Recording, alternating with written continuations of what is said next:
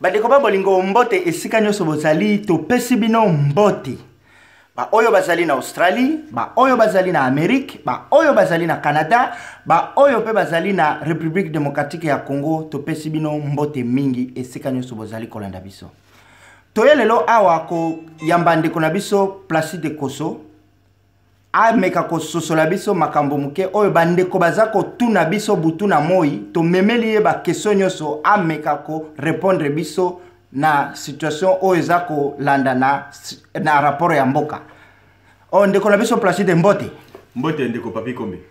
OK, bonne santé. Eza malamu. Nangolo ya Yesu Kristo zali malamu. OK, question na biso ya ziboso to lingaki to tuna po bato mingi bazali ko tuna est-ce que vraiment ba oyo bazana ba possibilité te ya koleka na ba média ya koleka na ba YouTube ya kosala nini po bazape na moi quelque chose balingi pe ba contribuer na situation eza koleka na République démocratique du Congo. Siko ba o bazana ba possibilité ya kokota bazana ba possibilité te ya na kokota na ba YouTube ya kosala ba média ya kosala pe ba biloko kilikili bango siko balobi ba ko contribuer ndenge nini na situation eza koleka na mboka. Lilobe pa na yo. Merci ndeko papi kombe na pesi mbote mingi na bana ekolo Congo bana ba congolais bisika so bozana kati ya mokili mobimba ba oyo bazali na États-Amérique ba oyo bazali na Europe ba oyo bazali na Congo ba oyo bazali na Afrique du Sud ba oyo bazali na Asie Corée du Sud Japon na Chine na awa na Australie mbote kimia na Yesu Kristo kati na bino. Comme on a ndeko Placide Koso na kanisi to landani mo mingi na ba mission na biso pe bozali ko landa pe ba eko zali ko na biso mingi merci pour na sala bozali ko sala na niveau na bino pe merci pour na ba encouragement bozali ko tindela biso ko le kana ba vidéo to ba boye ezali loko ya lokumote ezali risque munene mais to le ba ki bien que na mouvement na biso lidap o to zali ko kamba to le bi libération d'abord démocratie après ezali ba garantie pe ezali oyo to bonela ki nzambe po to bunela mboka ezali pasi to lobi ete nzambe mboka na biso to kotika yango te. Qu'est-ce qu'il faut faire pour na kopesa contribution na mboka yango wana na bo elikia pe na bokasi ya nzambe apesi biso mo courage to buna bitumba oyo yango tozali ko banga te parce que tozali na soutien spirituel oyo ezali kotinda ke to salela mboka na biso to buna mboka na biso vraiment na pesi bino mbote mingi kima na Yesu Kristo za kati na bino. Merci ndeko na mutuna butuninga bandeko batindi pona koyeba ete contribution ni ndeko na ndeko ko pesa pona betuma tozali na yango awa tulobaki bien ndako ezali kozika soki ndako ezali kozika mwana nyonso azali na droit ya kopesa contribution pona kobuma moto ezali na ba oyo bakoya na mai babuso bakoya na zelo babuso bakoya na ba elema kilikili pour que to boma moto. Il n'y a pas une formule unique pona kobuma moto soki omoni que zelo na yo koyela yango po ba moto ezali yaka na yango passer mboka ezali na kati ya moto RDC ezali na kati ya moto.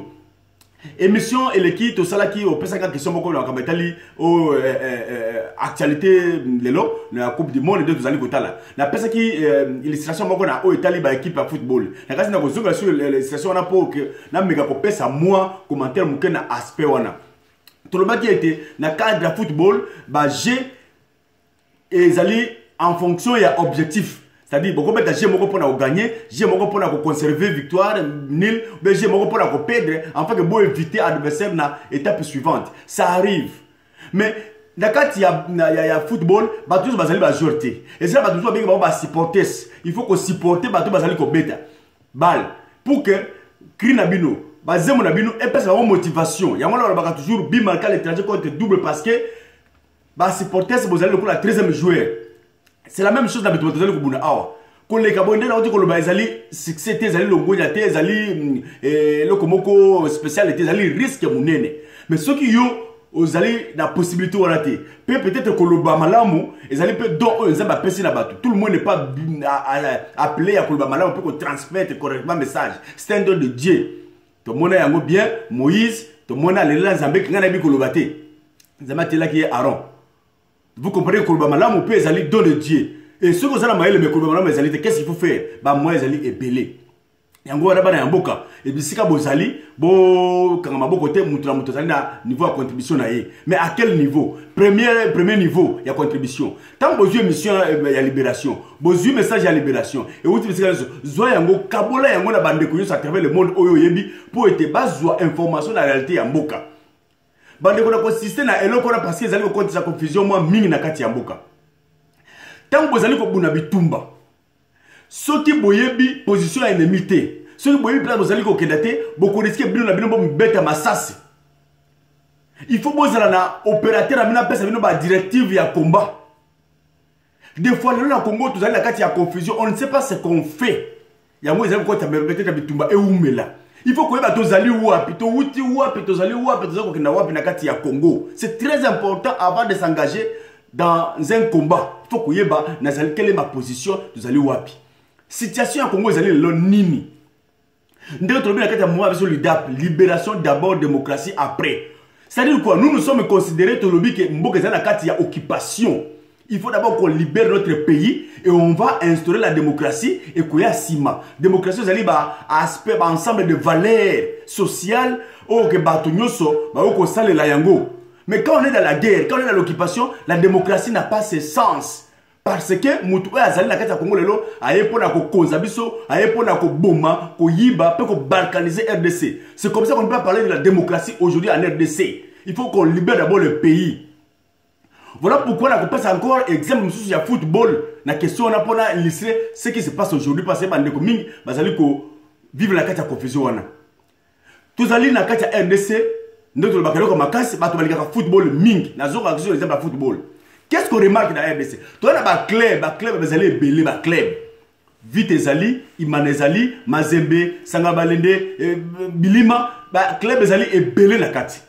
Et bah club on va ça la compétition nationale pour avoir les titres nationaux. Vite à combattre na Mazembe et il m'a combattre na Bilima, bah ça le les titres nationaux ou bien peut-être les titres à niveau à continent. Mais vous allez prendre l'équipe nationale, c'est-à-dire l'équipe nationale elle est composée de meilleurs club plus bah professionnel va mettre dans Libanda, va composer équipe nationale. Équipe nationale à Simba, pardon, le Par. Ceux qui allaient combattre, je me rappelle encore je suis un supporter, il y a Imana. Mais je me rappelle, Malamoko, la stade, c'est Léopard qui a combattu contre Namibie. Namibie est combattu dans la stade de Mathilde contre Namibie. Mais la Katibona, le joueur, le club a salaki sélection nationale. RDC ko zoa coup franc moko na petit carré. Il fallait la pénalité à petit coup franc. Stade de Telemi partout. To beleli luende azalaki pon no webi joueur na kati ya vita o azalaki spécial na ba coup franc to telebi so luende to beteli maboko po abeta coup franc wana aye abet coup franc na pa tie mungete to kumisiye est-ce que nga placer tant na kumisi luende na r wana na komi mutu ya vita na sali mutu ya Imana mais na kumisi luende pourquoi awa eza so problème ya vita te eza problème ya Imana te eza problème ya Mazembe te eza problème ya Bilima te eza problème ya Léopard équipe nationale tous allez biso na ennemi commun Namibie donc na r wana eza to bosani voilà pourquoi il arrive de fois que équipe nationale za ko beta ba boya ka ba ba Varese ya ba club na bango beaucoup la Varese ya équipe nationale juste pour empêcher que fanatisme et club et quota pour de concentrer bino. C'est la même chose aujourd'hui en RDC. Mboka est en occupation. RDC est en maboka banguna. Les autres ont besoin d'une équipe nationale, c'est-à-dire tout ce qui est un club nabiso, club est en parti politique. IDPS, MLC, ceci, cela. Ils ont le club. Ba club on a les attentes, tu as besoin d'une équipe nationale, c'est-à-dire tous les meilleurs fils du pays aujourd'hui, bazala ini pour la kobimisa pays na kati ya bozindo ya occupation. C'est ça le problème aujourd'hui. Donc quand l'équipe nationale joue, c'est normal que joueur supporters moko ya Imana akumisa joueur moko ya Bilima parce qu'ils ont mis la kati équipe nationale. Mais ce n'est pas dit qu'a commis mutu ya Bilima. Il faut comprendre ça d'abord. Ce qui me pousse à dire que les lo oyo comme biso, je suis le fruit de l'UDPS.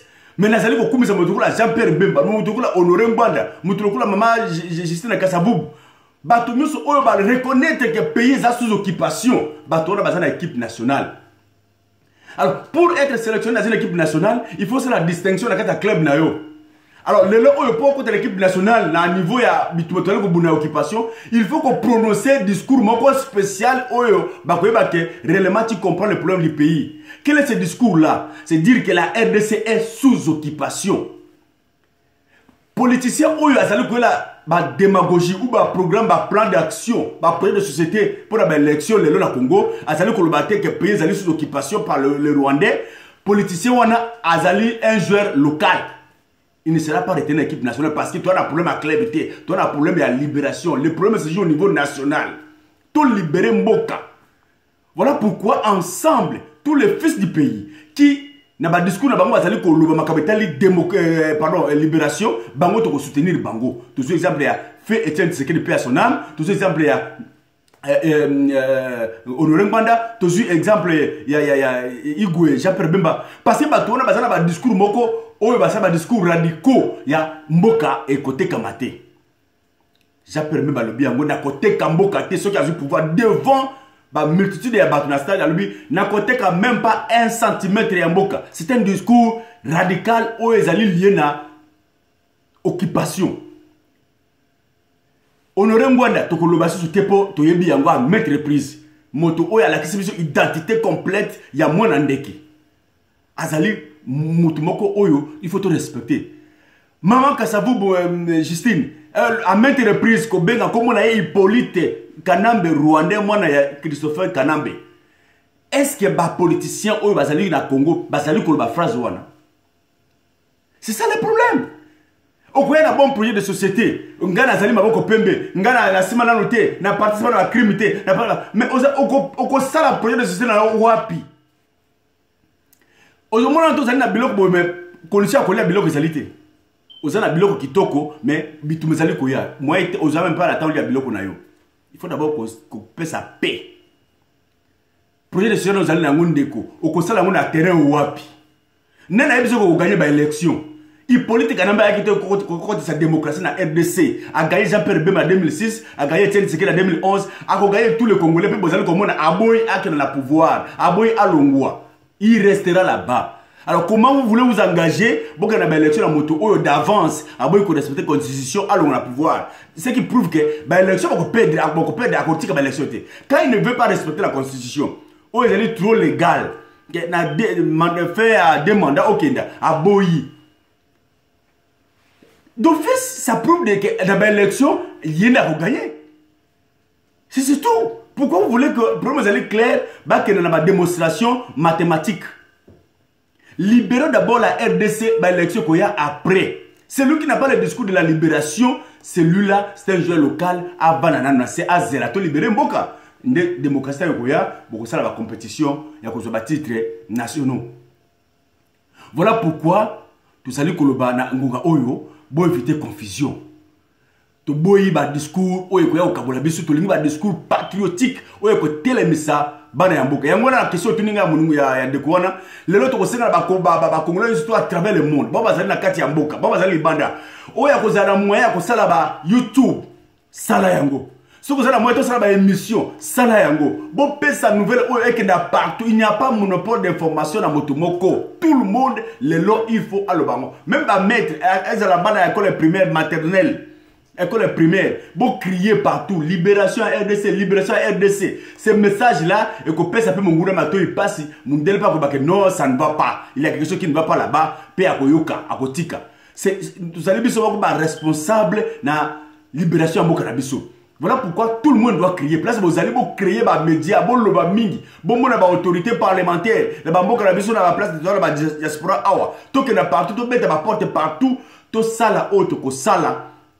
Pour été information et comment n'a pas décidé à monde. C'est ça la contribution de tout le monde. Bah bengi marche yaka, marche ya contestation yaka, salaboye yaka. Voilà à ce niveau-là que na koyebi sans découvrir. Ceux qui ont la moitié sur la YouTube, zoa ba information va te copier ça. Panza yango. C'est ça ta contribution à la libération. Au Koloba que ngana panza ka ba mission, ba émission de patriotique na panza ki yango. C'est ça ta contribution. Vous avez un moyen pour ça la YouTube, ça la yango. Vous avez un moyen pour ça la yango passer les loyo information vous allez dans notre news passer tout le baki. On ne sait pas d'où viendra le petit David qui va tuer le Goliath ou à occupation.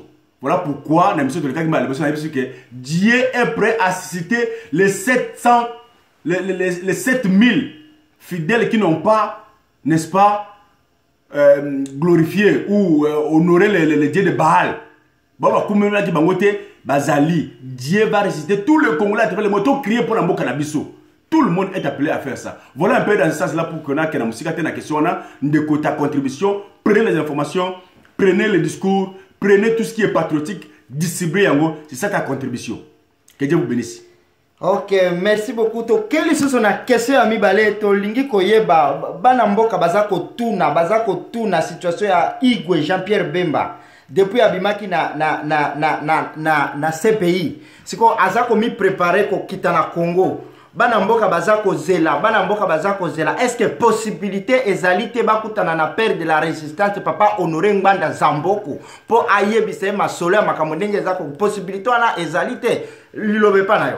Merci. Merci. Ceux qui le lobent attention comme Jean-Pierre Bemba comme on dirait star de la politique congolaise. Mais il y a une raison.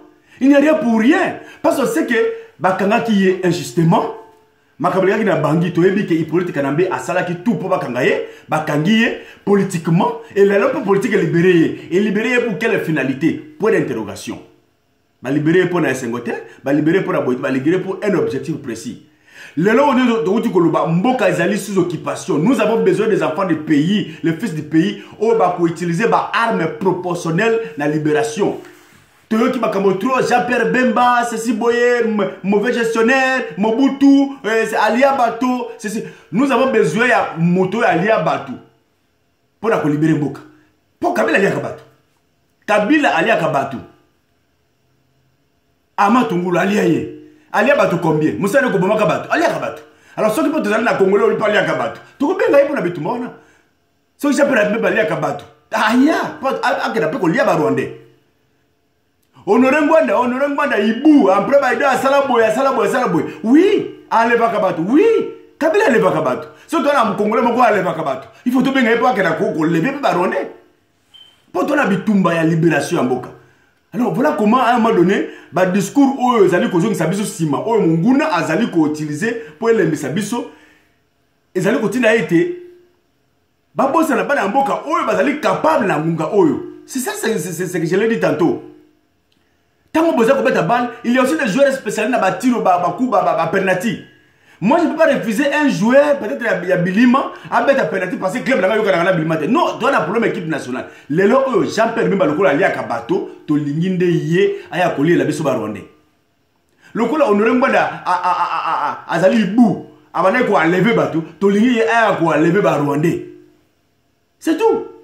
Pour qu'il te libère Mboka. Comme ça, il te libère Mboka.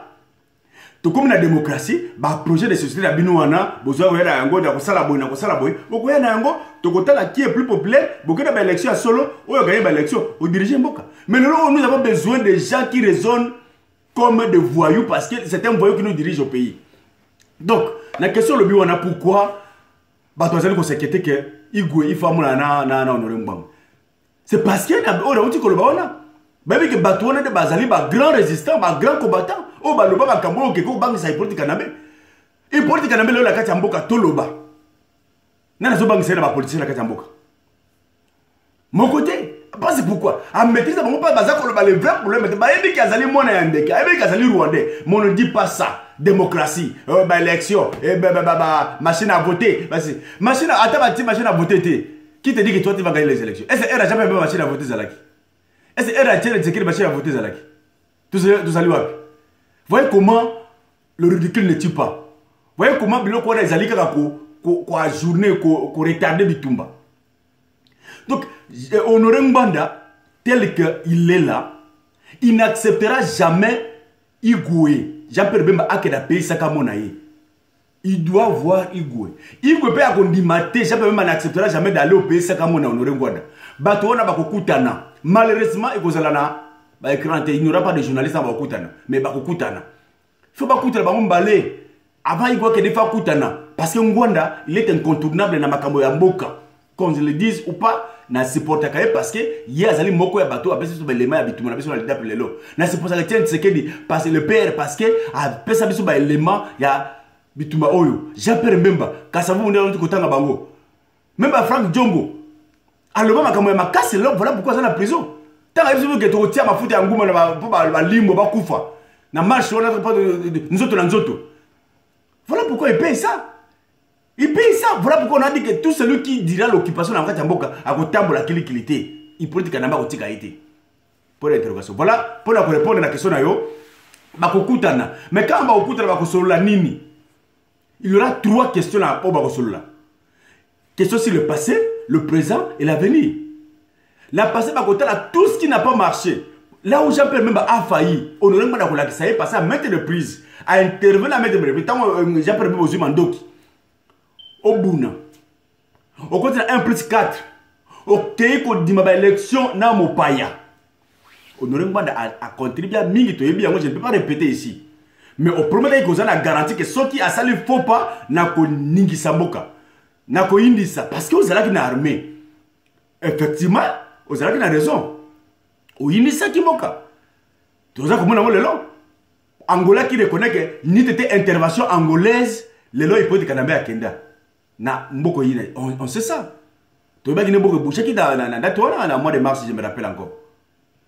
Donc, communauté internationale de Basalaki, c'est peut-être que Basalaki se supporter.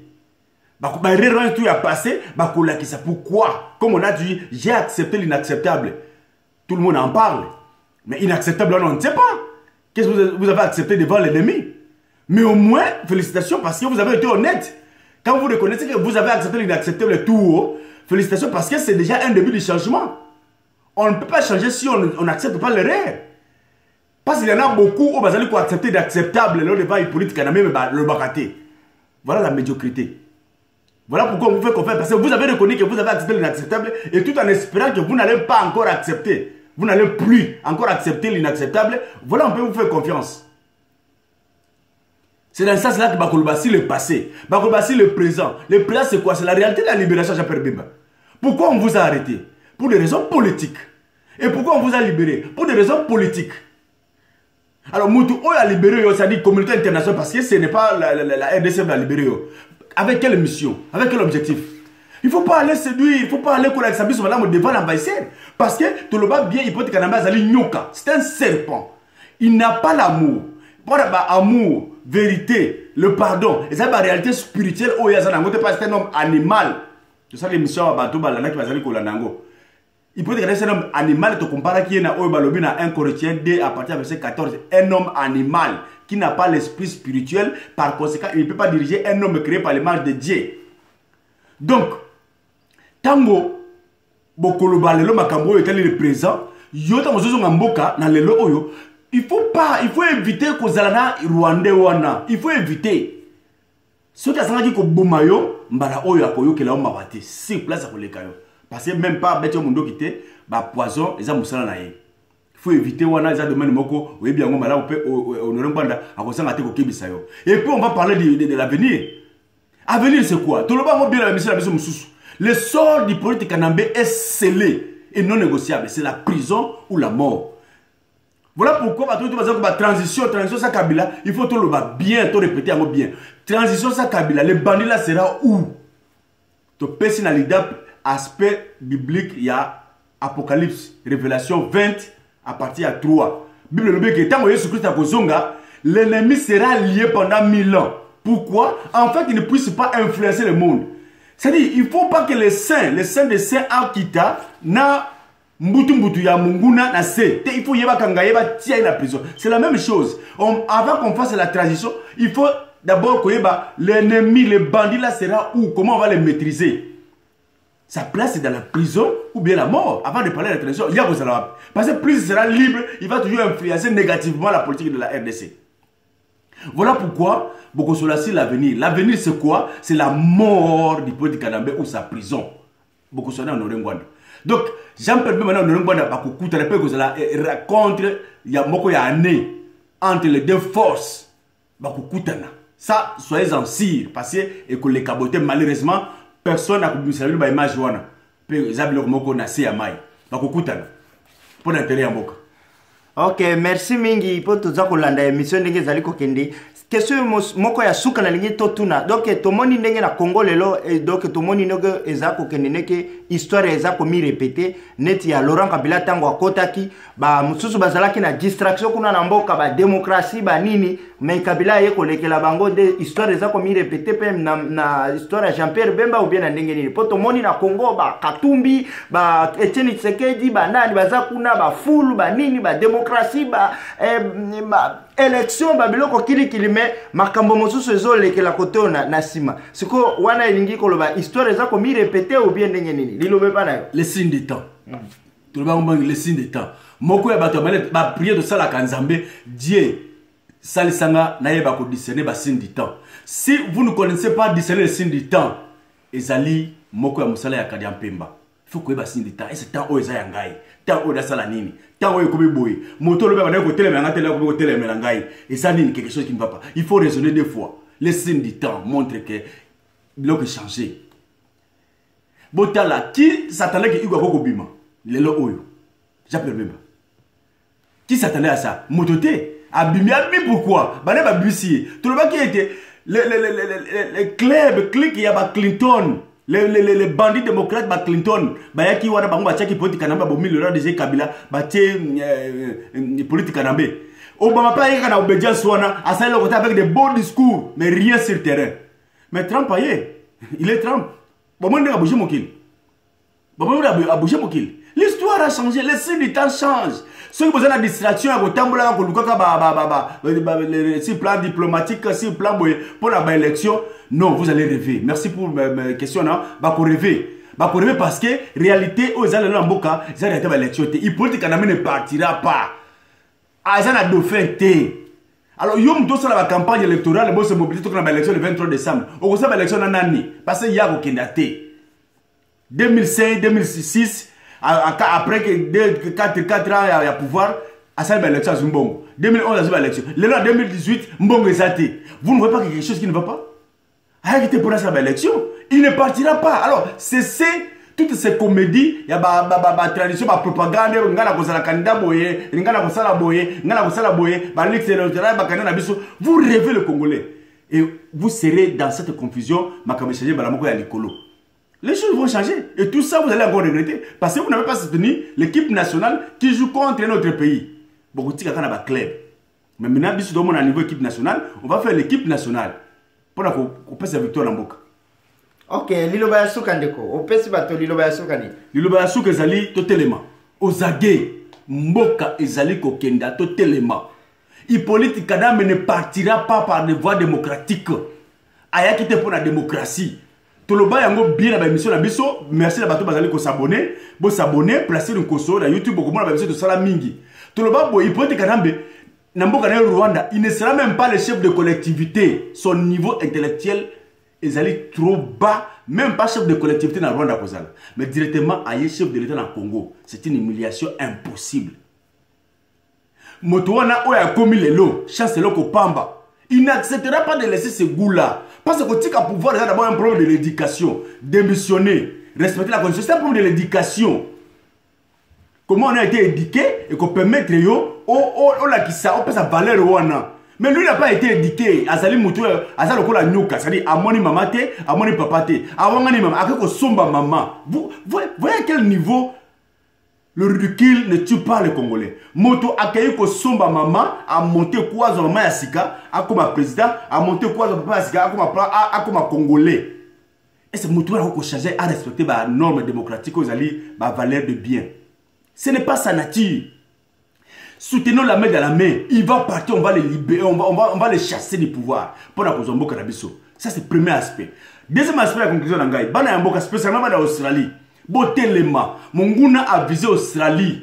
Australie, si vous allez, Mboka Oyo, Monguna a visé. Tout ça déjà, un problème, awa, ba Kabili a ligné à côté en Australie pour na kozwa ba refuge pour Kima. Ba moi déjà moto kuna, ba déjà ko préparer awa. Tout ça na émission to ça la première émission to Kolanda, bo s'abonner na 5 na bino, boko mona ba révélation makas. Tout ça na dossier moko to ça ko il y a 5 ans, où tu as la peur de la révolution. Honoré Ngwana. Mais tolobi yango awa passe toujours il y a ma conclusion il y a recherche la biso. C'était le 13 mai 2013. le 13 mai 2013 oyo azali na référence ata l'article apareko akomaki na date wana eloko wana tozwa yango totravaille yango lelo tozwi makambo minene mpo na Congo na biso wana na Australie tozopesa biso na monsieur ezali koya bosabone bokolanda yango. C'est grave. Australie, le combattant, botelema dans tous les états de l'Australie. Australie, ils parmi les pays, ils allaient viser ce qu'on a Kabylie pour la quota. Comme la place paradis fiscal, et puis la terre où ils vont la combattant, place et à paix. Mais ça la tout seul, commis à moins de faux pas. Au lieu de mon cimetière d'Abango, tu peux faire un kangourou, tu peux faire un char à Bali à Bango, na maille. Tu as voisin à Wati. Et monsieur Zali Koya, tu peux dévoiler cette situation, tu peux passer information, autant article, le 13 mai 2013, article apparaît comme on a Australie par rapport à la Kabylie. Tout ça, l'enquête, tu as eu révélation, tu as eu ma pour le cas de Kabylie, Bazali comme menacé Australie pour avoir comme place terre d'asile. Tu peux passer avec monsieur Zali Koya, vous s'abonner. Vous allez copier de l'autre s'abonner, c'est-à-dire vous ne payez pas l'argent, c'est parce que si vous avez des informations aux gens automatiquement, c'est aussi nous aider, c'est aussi votre contribution pour la macamo vous allez go l'IDAB les allez kokena liboso, vous allez dans un projet de société, on ne fait pas que critiquer, vous allez pas dans auto bongisi pour la boka la biso. Si le plan, il y a transition s'il faut le faire, si le plan, il y a élection, si le plan, il y a gestion en boka lobby, si ma lobby, vous allez na yango na plan la biso. Tant que Kokoma, tu représentes bien on ne fait pas que critiquer, mais on a aussi conçu quelque chose pour notre pays. Parce que nous n'avons que ce pays là-bas. Génération Japper Bemba, nous sommes ensemble à une équipe nationale. N'allons bien que je ne suis pas de MLC. Dans un MLCT, dans un parti politique, dans un parti politique Nangaï. Mais bien que je ne suis pas d'accord avec l'élection, mais je respecte mais moi effectivement ce qui dit où Azali père politique Nabiso. Par conséquent, les oyo moto oya ko bikisa biso na équipe nationale avec la biso coup franc spécialiste ya ba tirwana spécialiste ba penalty lelo to pesa chance wana l'autorité oblige to pesa chance wana pour na honneur ya boka na biso. Vive Japper Bemba, vive Igwe, vive Honoré Ngwanda, vive Justine Kasavubu, vive tous les combattants oyo bazali ko bonela mboka na kati ya mboka. Frank Djongo du courage okobima bozali ebele bazali ko bonela mboka na ase ya molili pe na bazali ko monana du courage tozali ko libérer mboka na biso à partir ya lelo lobby sima lobby tout est possible. Soyez aux aguets, déterminés, ne cédez pas à la panique, ne cédez pas à la chantage. Mboka ezali mboka na yo, Congo ezali mboka na yo, il faut que défendre on a pris à bakila na yo et Dieu vous bénisse. Merci.